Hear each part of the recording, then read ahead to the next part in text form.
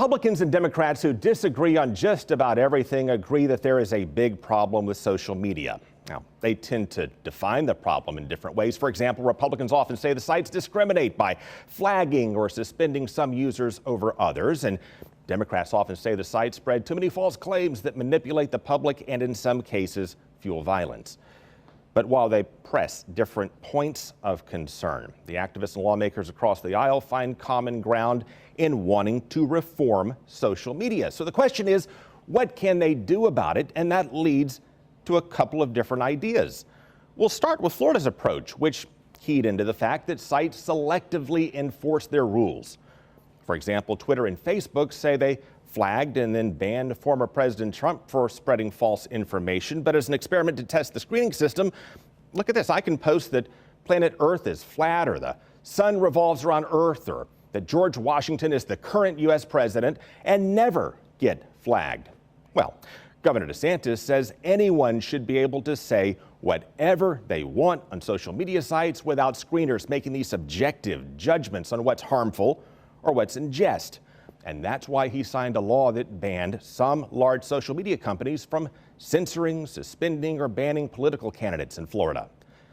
But the social media players sued, saying they are private companies, not the public town square, and that when you register to use their services, you do agree to their rules and terms and are on their turf. And a judge agreed and blocked Florida's law. So another idea to reform the social media giants on a national level is to use federal powers to break them up into smaller companies. Leading Republicans and Democrats, from Josh Hawley to Nancy Pelosi, have suggested this option. And as a candidate in 2020, President Biden said he was open to that, but wanted to investigate the big tech companies for potential anti-competitive conduct first.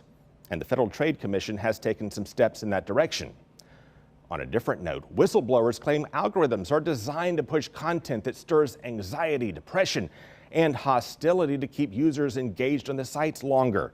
And based on those claims, Congress is discussing plans to regulate the algorithms. Those proposals include banning the use of algorithms so that users would receive content as posts from the people they friend or follow in chronological order instead of content based on how much it may drive engagement. Congress could also allow people to sue social media companies for causing them harm by reforming or nixing Section 230 of the Communications Decency Act. That act has what's called a Good Samaritan Clause, which states that sites have to make a good faith effort to screen users' posts and then remove stuff that's harmful. And as long as they make that good faith effort, they currently cannot be sued for what they remove from their sites or sued for what they keep on their sites.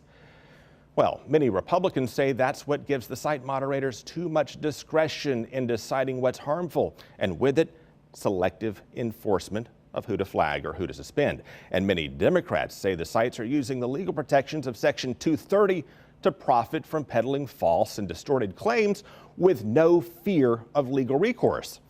And that's why President Biden and former President Trump both favor revoking this Section 230. Of course, they're coming at it from different angles, but arriving at the same remedy. But on the flip side, doing that would drive up legal costs for the big social media companies and smaller sites that allow user comments, which could make it even harder to compete with the tech giants. And that could also stifle the free exchange of ideas that took off in the age of the internet. And that's why Congress has not taken that leap. The issue here is complicated, but we will likely hear much more about it with some fervent debate over the potential reforms next year.